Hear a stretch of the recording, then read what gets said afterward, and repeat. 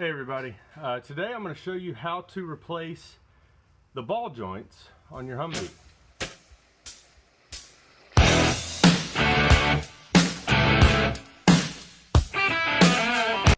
So I'm going to try to show you real quick. What I'm doing is I'm just replacing the boots. I'm not actually replacing the ball joint, but it's the same principle. You've got nuts, bolts, hold the ball joint onto the control arm. My boots, as soon as I put them on, they're AC Delco. They just split, burst, bust, whatever. Grease gets everywhere, makes everything all nasty. Working on it's a pain in the butt. I've already removed the cotter pin from down here, right there, and the cotter pin from the very bottom. So that is something you will have to do. Now the boots I'm using are Energy Suspension polyurethane, and it is part number right up there, 9.13136G, and they're polyurethane. Let me get them out real quick. And that's what they look like. They're much more durable. I've already done 3 of the 4 sides with them. Much more durable. They come with new retaining rings, which this one I'll kind of show you how it goes on. It's kind of funky. It's like a keychain key ring for your keys. And then the other one is, if I can get it, an Oetiker clamp. Come on, Oetiker clamp, which you need special Oetiker clamp pliers to secure that, and I'll show you how to do that here in a minute. But first thing I'm going to do is get a pickle fork, shove it between the portal and the ball joint, hit it a bunch of times with a hammer. And if you're trying to reserve or save your boot, do this fragile, but I'm not, so I'm just going to beat the hell out of it. But put it in there, and this will separate from this. You do want to loosen this nut first all the way down to the bottom, so when it does separate, it falls a little bit, and I'll show you that too. Alright, so here's my 15/16 wrench. Get it over that nut under there, and then just once you kind of break it free, you can usually get it by hand.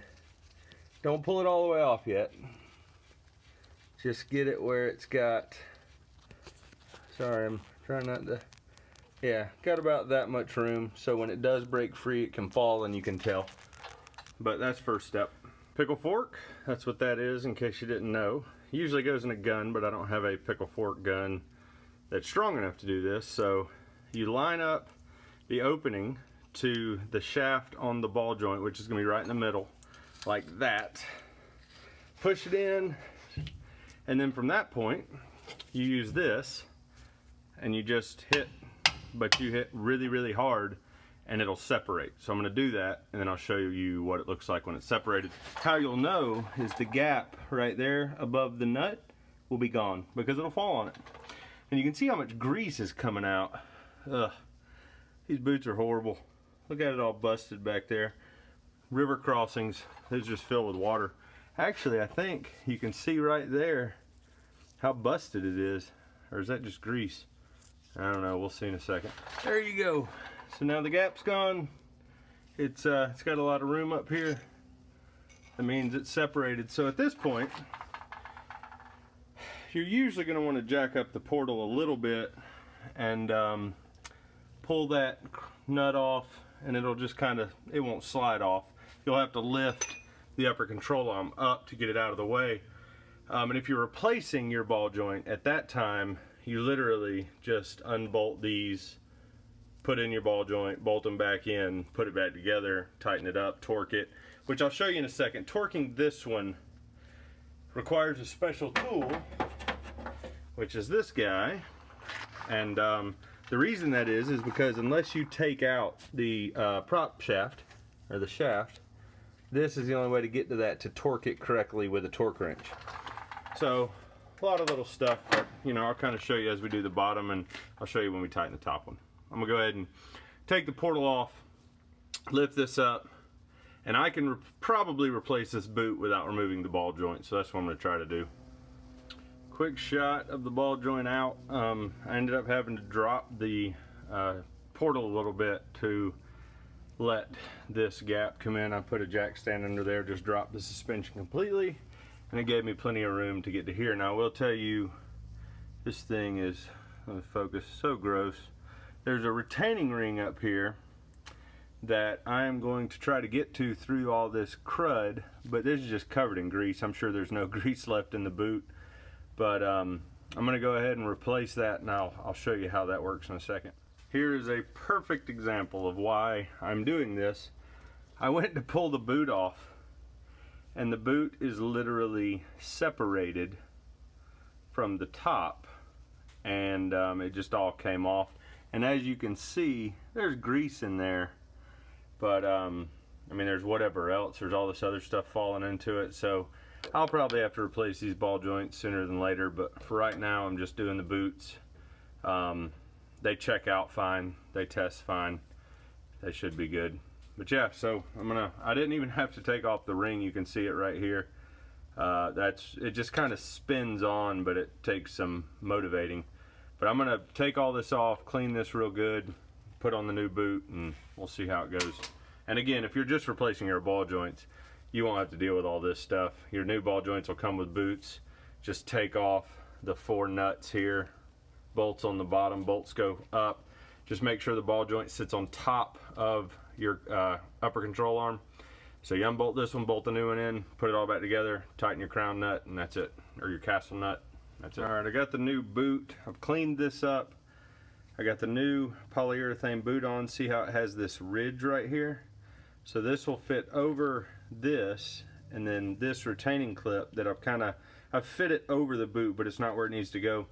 You can see how it's like a key ring on your keychain.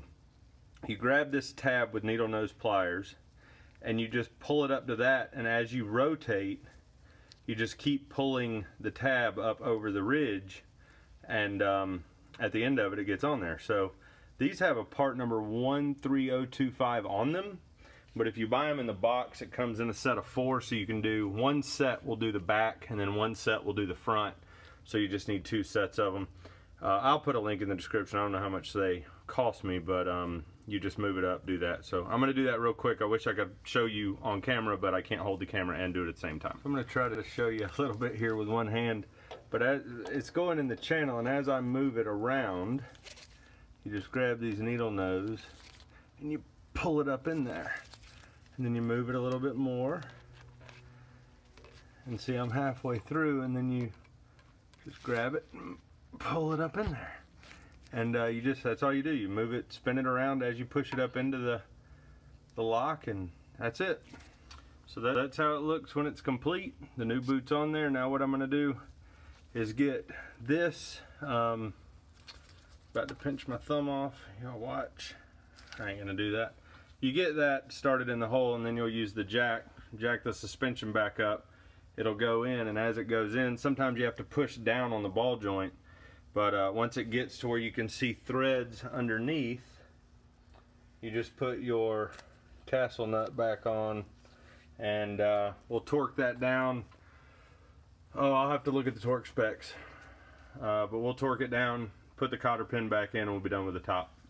Alright, so I have tightened this nut to where it's firm. Not as strong as you can go because it does need to be torqued, but firm. And this one's 65 foot-pounds. The bottom one is 73 foot-pounds.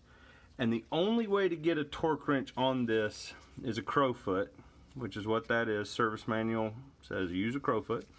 So the way that you do that is you put this on your torque wrench. Now this has to positively 100% be 45 degrees. So you have the crowfoot, and the torque wrench has to go like this.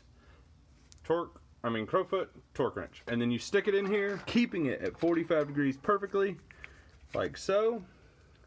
Your torque wrench fits about like that, and you tighten it. Now if it needs more tightening, let's say you don't get to the 65 foot-pounds, you have to take it off, get it back to 45 degrees, put it back on, torque again. And you do that until it clicks, and then once it clicks, here's something that I want to make sure you understand. Once it clicks, you're going to try to line up the hole, let me get over here, the hole in this castle nut to the ball joint. And if it's not lined up, you can't back in, you can't loosen it to get there, you have to tighten it more to get there. That's where we go back to the big wrench and we just get it to torque and then keep tightening it in little increments until the holes line up and we can fit a cotter pin in there. So I'm going to do that now and I'll show you what it looks like. Alright, I have it on there, it's 45 degrees. Notice that the torque wrench is upside down because that's the only way it'll fit under here. So I'm going to try to do this one-handed. And then I push, let's see. Alright, nothing there. It went off. So it clicked, which means I have to take it, move it back to 45 degrees. And let's try it again. Let's see if I can do this on camera. Come on, be very gentle. Alright, there we go, tight, and oh, come on. Alright. I thought I was closer than this, but maybe not. Oh, don't click, don't click. There we go. Alright, I think that's it. Let's try it again. The actual crowfoot is bending a little bit. Alright, so that's 65. I'm going to get off camera, take it a couple more times, but that should be it. Alright, it is torqued. So now I'm looking for, you can see where that, right here where it rubbed. That's that crowfoot. But now what I'm looking for is the cotter pin hole, and I can't really see it, so I'm actually going to use the camera. So I see it in there, but it's not quite. We got to go just a little bit more. So let me grab my big wrench. Put it on here. Hold tight. Put it on here. And we're just going to tighten it a little bit more. Let's see if that did it. Almost. Alright, I'm going to use a little bit of, just a little bit of increment at a time. Pretty close, just a touch more. How about that? We good? Am I drunk? What's going on here?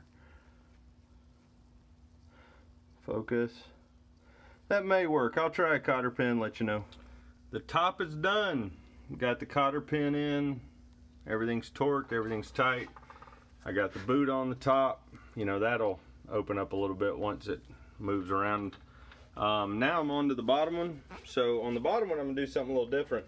I'm going to go ahead and loosen it and drop it. So put in the Pickle Fork, you know, hammer it, drop it apart. But then I'm gonna go and I'm gonna take the bottom off, because in order to get the boot on this one, you actually have to take the ball joint off. So I will undo those bolts right there.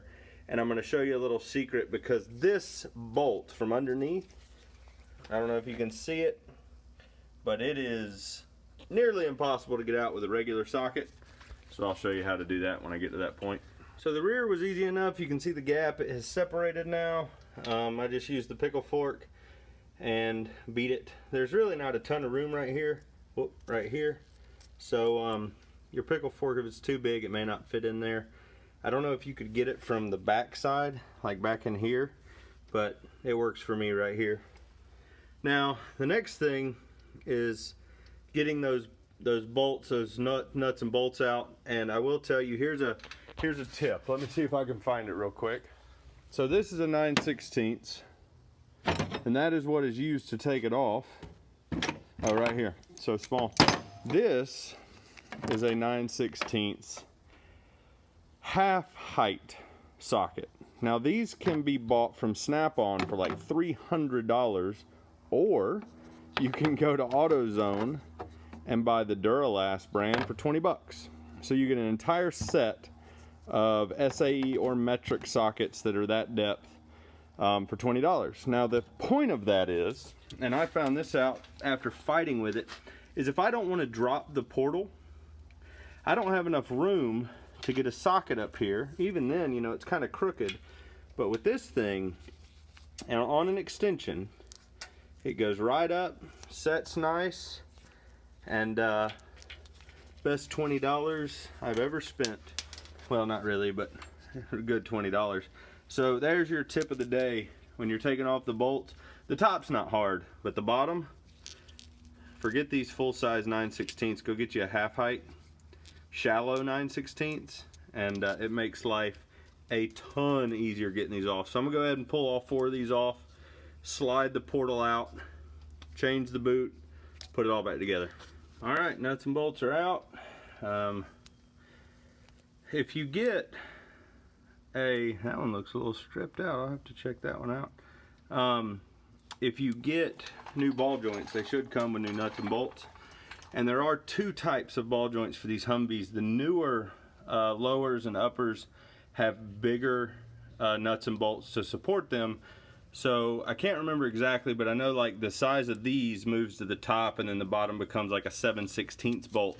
The reason you need to know that is 1, when you order ball joints, 2, when you look at torque specs are going to be based on, like the civilian service manual uses the bigger nuts and bolt torque spec, whereas the military one that I have uses the lower, and it's only like 20 and maybe 30 or 20 and 32 are the torque specs for these, because there are smaller up here, larger down here.